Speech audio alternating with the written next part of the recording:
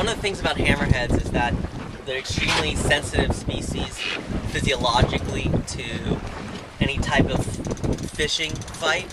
So they're not basically they fight so hard, and their physiology is such that they have a very tough time when they're exercising, like during a fishing battle, releasing CO2 and getting enough oxygen.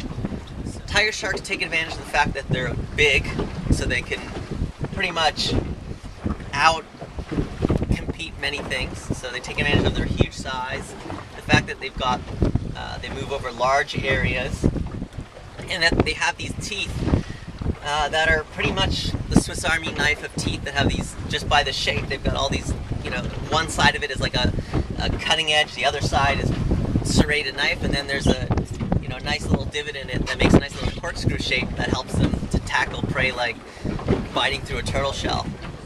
It's pretty amazing that we caught this juvenile tiger shark. I've been working with generally the adults, the large pregnant females, so seeing one of these small animals is so amazing. First of all, they're so skinny. You know, there's this long fish with just a big mouth, and they've got these amazing stripes and spots, which they tend to fade and lose as they get really big. But when you get it to that small size, where they're kind of, you know, they're just perfect.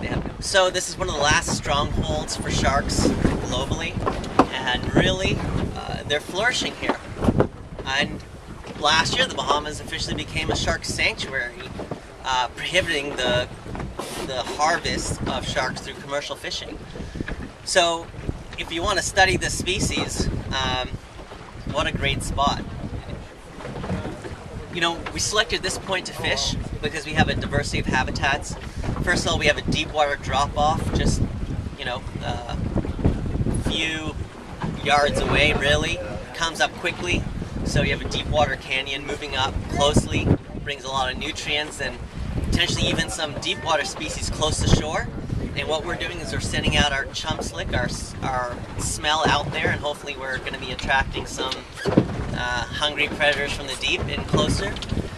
We also have a point right here from a key, and on either side there's a channel. And what we thought is maybe this could be a landmark for sharks, you know, moving around this point, so they could be riding the point to come out to this spot to head out to the deep or head into the shallow. Sharks are becoming more rare, so you know it's getting harder to find them, and it's kind of sad. You know, we can learn a lot more about these animals if they weren't rare and becoming rarer. So certainly declining populations is my biggest challenge.